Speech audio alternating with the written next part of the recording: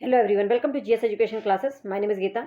उम्मीद करती हूँ कि आप सब लोग जो है बहुत ही बढ़िया होंगे और अपनी जो तैयारी है बेहतर तरीके से कर रहे होंगे।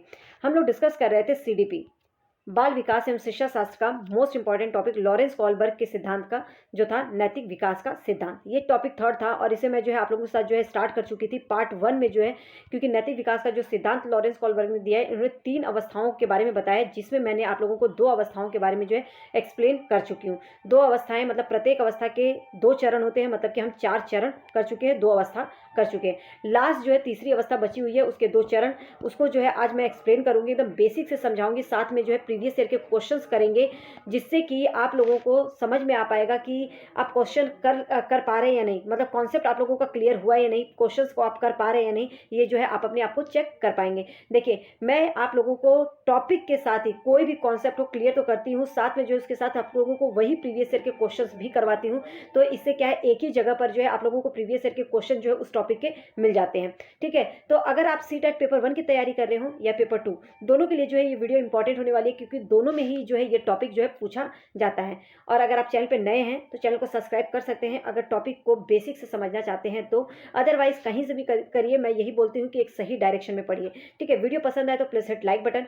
टेलीग्राम पे जुड़ जाइएगा, टेलीग्राम का जो लिंक है डिस्क्रिप्शन बॉक्स में दे दूंगी, वहां पे जो है ये पीडीएफ मैं शेयर कर दूंगी। तो चलिए स्टार्ट करते हैं। तो सबसे पहले जो है मैं आप लोगों को बता दूं, थोड़ा थोड़ा जो है जो हमने कर लिया था लॉरेंस कॉलबर्ग की थ्योरी, जो पहला अवस्था और दूसरी अवस्था हमने कर लिया था, उसके बारे में थोड़ा थोड़ा बता देती हूँ, जिससे कि आप लोगों को जो है रिकैप्चुलेट हो जाएगा। तो देखिए, अगर हम देखते हैं, आप लोगों को ये दिख ही रहे होंगे, ये जो है लॉरेंस कोहलबर्ग हैं, जिनको जो है नैतिक विकास के सिद्धांत के लिए जाना जाता है।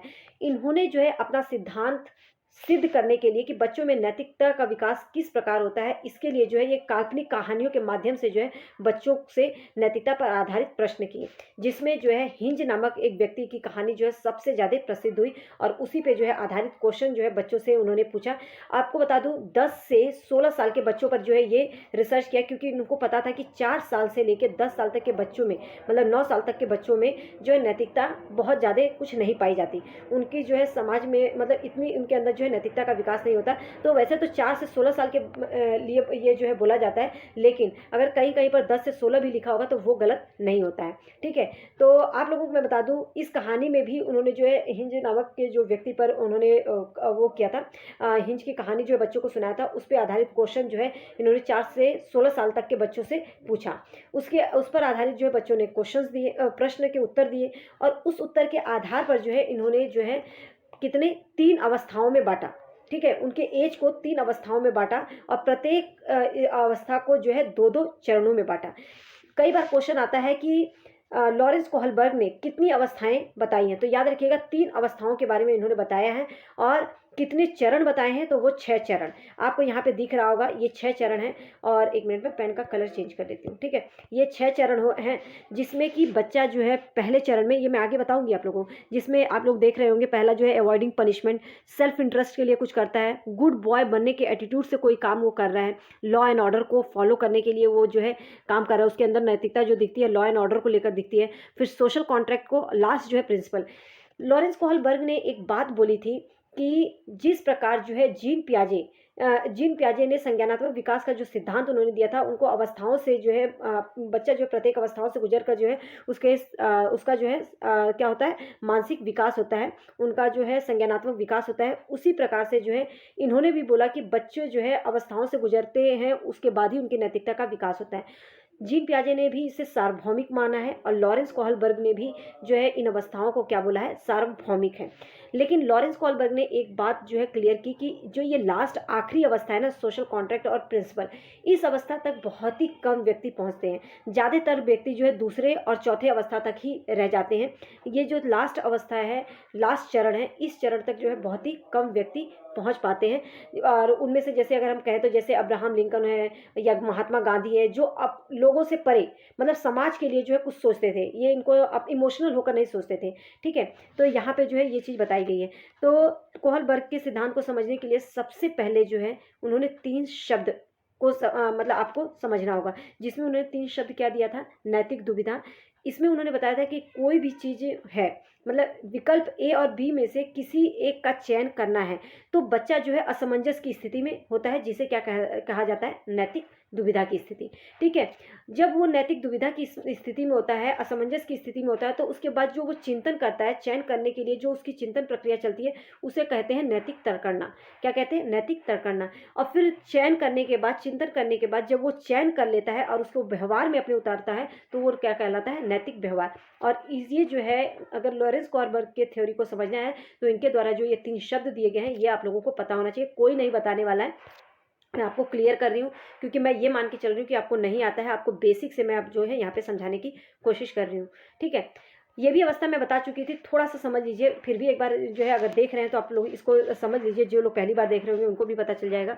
रूढ़ि पूर्व अवस्था, याद रखिएगा, हिंदी में कई नाम है, लेकिन इंग्लिश में जो है प्री कन्वेंशनल स्टेज बोला जाता है।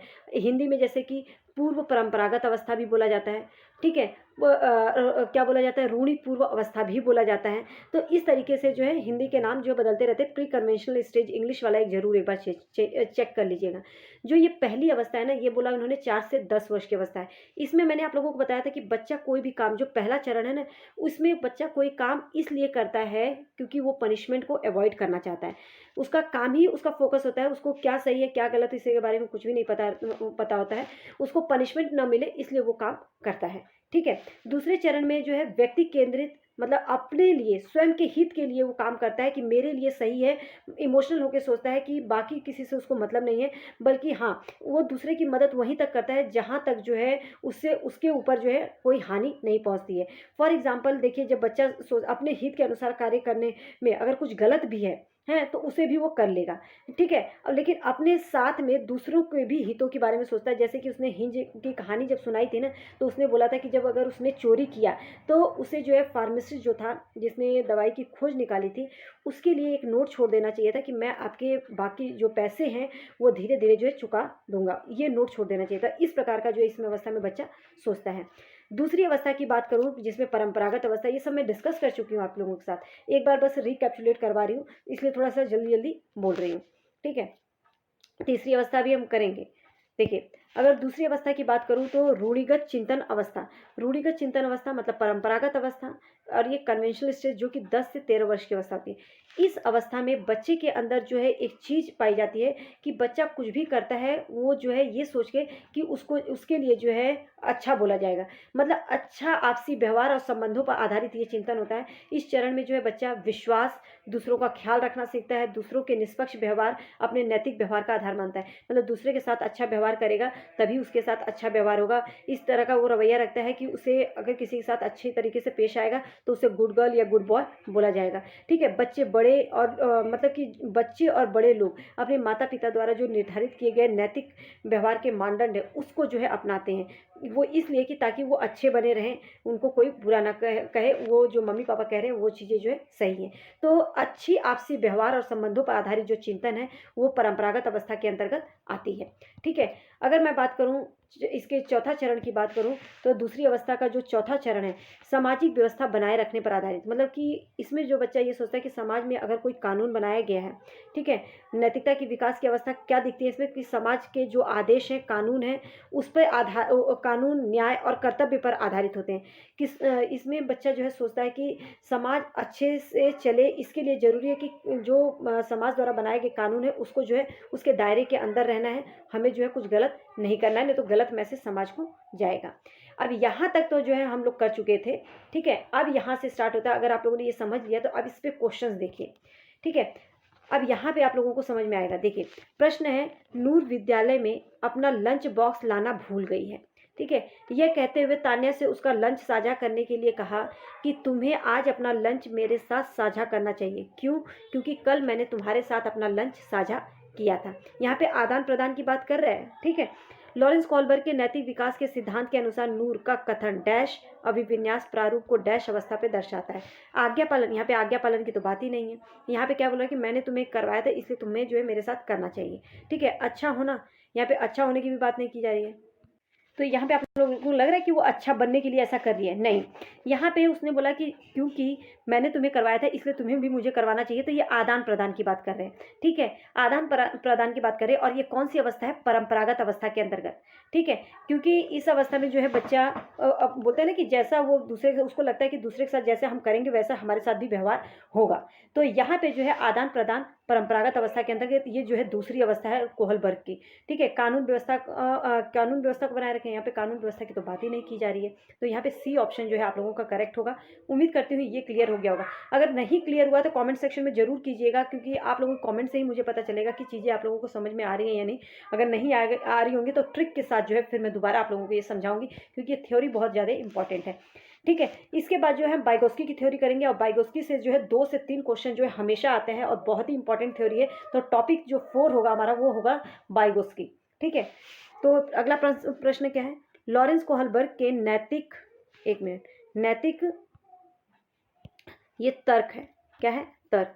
नैतिक तर्क के सिद्धांत की अनेक बातों के लिए आलोचना की जाती है। बोला जा रहा है कि लॉरेंस कोहलबर्ग का जो नैतिक विकास का सिद्धांत दिया था, उस तर्क के लिए जो है उसके सिद्धांत की अनेक बातों के लिए आलोचना की जाती है। इस आलोचना के संदर्भ में निम्नलिखित में से कौन सा कथन सही है? देखते हैं। कोहलबर्ग ने अपने अध्ययन को मूल्यतः पुरुषों के नमूने पर आधारित रखा, ऐसा है? नहीं। कोहलबर्ग ने नैतिक तर्क के प्रत्येक सोपान के लिए विशेष उत्तर नहीं दिया।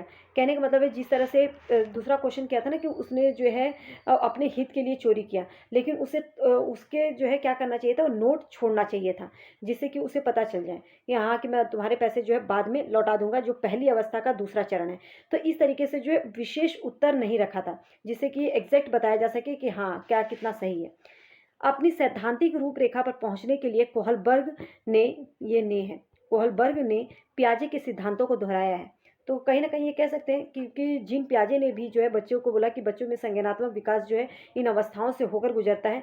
तो इसी तरीके से जो है कोहलबर्ग ने बोला कि बच्चों के प्रत्येक अवस्था में जो है अलग अलग जो है उनके अंदर नैतिकता का विकास देखने को मिलता है।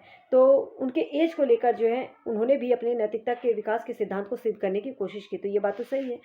कोहलबर्ग का सिद्धांत बच्चों के प्रति उत्तरों पर ध्यान केंद्रित नहीं करता, क्या ये सही है? तो यहाँ पे जो परफेक्ट आंसर बैठ रहा है वो हमारा थर्ड है, क्योंकि जीन पियाजे की तरह ही इन्होंने भी जो है अपने सिद्धांत के रूपरेखा पर पहुँचने के लिए जो है किसको, सिद्धांतों को दोहराया है पियाजे के। ठीक है, मतलब दोनों की जो है बातें मिलती जुलती है। तो इस चीज़ के लिए जो है आलोचना की गई है। नेक्स्ट जो है हम जो बहुत ही इंपॉर्टेंट है, जो 2 तो चरण में आप लोगों को पढ़ाई चुकी थी, लेकिन तीसरा जो है रूढ़ि से ऊपर उठकर नैतिक चिंतन, अर्थात उत्तर, बताया था ना, उत्तर परंपरागत,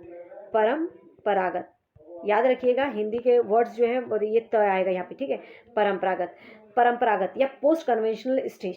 और ये जो स्टेज होती है आप लोगों की जो है आखिरी स्टेज होती है, और इस अवस्था में जो है मतलब कि बच्चा जो है वैकल्पिक रास्ते खोजे जाते हैं। मतलब अगर उसके सामने कोई समस्या है तो उस समस्या को बस जाकर उस समस्या का निदान नहीं करता, बल्कि ये देखता है कि वो समाज के हित के लिए सही है या नहीं। वैकल्पिक रास्ते ढूंढता है, मतलब ऑप्शन देखता है कि कौन सा चीज़ जो है सही है, और मतलब कि वो काम भी हो जाए और लोगों पे जो है समाज पे ज़्यादा मतलब कि समाज के जो नियम कायदे कानून है वो भी बने रहें। ठीक है, फिर इसमें जो है तो इसलिए कहा जाता है कि यहाँ पे जो है एक व्यक्तिगत नैतिक व्यवहार का रास्ता जो है ढूंढा जाता है। तो चरण 5वां देखते हैं क्या है। देखिए, सामाजिक अनुबंधन उपयोगिता, व्यक्तिगत अधिकारों पर आधारित नैतिक चिंतन। ठीक है, सामाजिक अनुबंधन उपयोगिता मतलब जो समाज के लिए जो चीज़ें उपयोगी हैं, और व्यक्तिगत अधिकारों पर आधारित जो नैतिक चिंतन है उसको लेकर बात की गई है। 5वें चरण में बोला जाता है कि इस अवस्था में व्यक्ति ये सोचने लगता है कि कुछ मूल्य, सिद्धांत और अधिकार कानून से ऊपर उठकर होता है। ठीक है, कुछ मूल्य, सिद्धांत, अधिकार जो है कानून से ऊपर उठकर होता है। व्यक्ति वास्तविक सामाजिक व्यवस्थाओं का मूल्यांकन इस दृष्टि से करने लगता है कि वह किस हद तक इन मूल्यों, अधिकारों और इन मूल अधिकारों और मूल्यों का जो है संरक्षण करते हैं। कहने का मतलब वो किसी भी स्थिति पर पहुंचने के लिए जो है वो ये सोचने लगता है कि किस हद तक जो है इन मूल अधिकारों और मूल्यों का जो है संरक्षण वो करता है। समझ में आया? तो यहाँ पे जैसे कि मैंने आप लोगों को बताया था कि अगर हिंज ने दवा चोरी किया तो यहाँ पे उसको जो है इसके लिए आवाज़ उठानी चाहिए थी कि सरकार जो है ये कदम उठाए कि जो भी ज़रूरी दवाइयाँ हैं, उपयोगी दवाइयाँ हैं, दवाई जैसे कि बहुत ज़्यादा ज़रूरी है, इसका कोई भी खोज करे, इतना अत्यधिक रेट न ले कि लोगों की ज़िंदगी जो है दाव पे चली जाए, मतलब लोगों की ज़िंदगी चली जाए, और वो जो है क्या करे, वो ऐसे ही मतलब कि दवाइयाँ जो है अपने पास रखे रहें। तो ये तो सरासर गलत है। ठीक है, तो इसीलिए बोला जाता है कि समाज अनुबंधन उपयोगिता, समाज की उपयोगिता को समझे और उस पर जो है आधारित जो है कानून पर जो है बात करता है। ठीक है, एक मिनट वेट। तो समझ में आ गया होगा, सामाजिक अनुबंधन और व्यक्तिगत अधिकार पर आधारित जो है नैतिक चिंतन। ठीक है, वो यहाँ पे जो है एक चीज़ याद रखिएगा, कुछ मूल सिद्धांत और अधिकार कानून से ऊपर हो सकते हैं, लेकिन व्यक्ति की जो वास्तविक समाज की जो व्यवस्था है मूल्यांकन इस दृष्टि से करने लगता है कि वह किस हद तक कोई काम करे कि इन मूल अधिकारों और मूल्यों का संरक्षण करते रहे। ठीक है, नेक्स्ट देखते हैं छठा चरण में क्या बोला गया है। देखिए, सार्वभौमिक नीति समझ और सिद्धांत पर आधारित नैतिक चिंतन, मतलब सार्वभौमिक नीति समझ, कोई भी नीति जो है सार्वभौमिक हो, इस पे आधारित जो है नैतिक चिंतन। और आप लोगों को बता दूं, ये छठा अवस्था है और ये जो है सबसे ऊपरी अवस्था है, और इस अवस्था तक जो है ना बहुत कम व्यक्ति पहुंच पाते हैं। अब्राहम लिंकन या महात्मा गांधी, आप लोगों ने देखा कि वो कितना समाज के लिए जो है सोचते थे, वो इमोशनल होकर बातें नहीं करते थे, तो वो जो है अपने विवेक से सोचते थे। ठीक है, जो समाज के हित के लिए जो है जरूरी होता था। तो कोहलबर्ग के नैतिक सिद्धांत की सबसे ऊंची और छठी अवस्था है, इसमें व्यक्ति सार्वभौमिक मानव अधिकार पर आधारित नैतिक मापदंड बनाता है। सार्वभौमिक, सभी के मानव अधिकार पर आधारित जो है मापदंड बनाया जाता है कि जब भी कोई व्यक्ति अंतरात्मा की आवाज़ के द्वंद्व के बीच फंसा, कोई भी व्यक्ति अंतरात्मा की आवाज़ और उसके सामने जो समस्या, उन दोनों के बीच में फंसा हो, तो व्यक्ति जो है यह तर्क करता है कि हमेशा जो है अंतरात्मा की आवाज़ के साथ चलना चाहिए, चाहे वो निर्णय जो है जोखिम भरा ही क्यों न हो। समझ आ रहे हैं? अंतरात्मा की आवाज़ मतलब स्वयं के विवेक को जो है महत्व देना चाहिए। यहाँ पर व्यक्ति जो है स्वयं के विवेक को महत्व देता है, और वो भी विवेक, उसकी सोच जो होती है, उसकी नैतिक जो चिंतन दिखती है, वो सार्वभौमिकता को लेकर, मतलब कि सार्वभौमिक मानवाधिकार पर आधारित जो है यहाँ पे जो है नैतिक मापदंड देखने को मिलता है। ठीक है, इसलिए उसे कुछ भी करने से पहले अपनी भावनाओं के अलावा, मतलब अपनी भावनाओं के साथ साथ जो है दूसरों की ज़िंदगी के बारे में भी सोचना चाहिए, तभी वो एक सार्वभौमिक नीति समझ पर आधारित जो है एक मतलब कि एक क्या कानून बना सकता है। तो यहाँ पे जो है आप लोगों को ये मैं उम्मीद करती हूँ कि ये क्लियर हो गया होगा। अगर कुछ भी क्लियर ना हो, कहीं पर भी कोई भी किसी भी अवस्था में डाउट हो, तो आप जो है पूछ सकते हैं मुझसे, कमेंट कीजिएगा, मैं ज़रूर उसको जो है टिप्स एंड ट्रिक्स के साथ क्लियर करूँगी फिर, कि किस तरीके से जो है आप इजीली उसे समझ जाएँ। ठीक है, तो अब ये क्वेश्चन देखिए, आप लोगों को अगर वो अच्छे से क्लियर हो गया होगा ना, तो ये क्वेश्चन जो है बहुत ही आसानी से कर लेंगे। तो समझाते हुए मैं करवाऊंगी, जिससे कि अगर आप लोगों को कहीं पर डाउट हो तो वो क्लियर हो जाए। देखिए, प्रश्न क्या है, निम्नलिखित वर्णन को पढ़िए और कोहलबर्ग के नैतिक तर्क की अवस्था को पहचानिए। देखिए, वर्णन क्या है, अंतरण के ये स्वच्छ सैनिक नहीं है, स्वचयनित है, स्वचयनित। ठीक है, स्वचयनित नैतिक सिद्धांतों के द्वारा सही कार्य प्रभाषित किया जाता है, जो कानून और सामाजिक समझौते पर ध्यान दिए बिना संपूर्ण मानवता के लिए वैध होता है। मतलब कि कानून और सामाजिक समझौते पर ध्यान दिए बिना जो है संपूर्ण मानवता की बात की जाती है, जो संपूर्ण मानवता के लिए वैध होता है।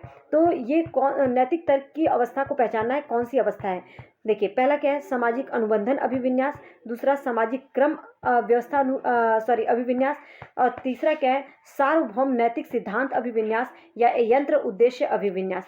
तो अगर आप लोगों को क्लियर हो गया होगा, जिसमें कि हमने देखा था ना, कानून और सामाजिक समझौते पर ध्यान दिए बिना संपूर्ण मानवता के लिए जो है सोचना है, जिसमें कि सार्वभौमिक मानवता के लिए जो है उनके अधिकारों को देखकर जो है काम करना है, तो वो कौन सा होता है, जो है आप लोगों का वो लास्ट चरण, छठा चरण होता है, और तीसरी अवस्था होती है, तो सार्वभौमिक नैतिक सिद्धांत अभिविन्यास।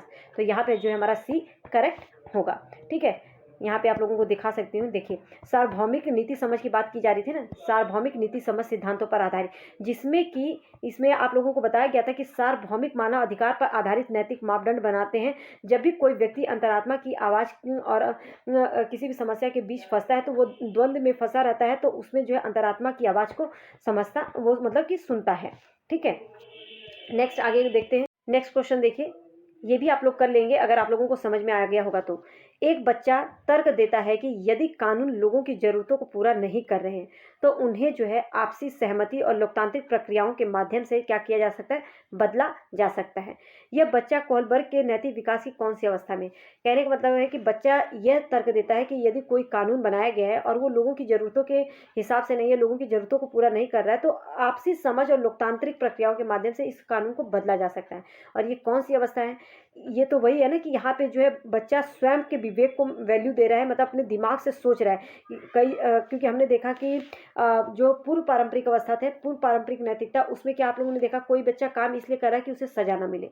दूसरा चरण था, उसमें बताया गया था कि वो जो है अपने हित के लिए काम करता है, भले ही गलत क्यों ना हो, अगर उसका हित सिद्ध हो रहा है तो वो सही है।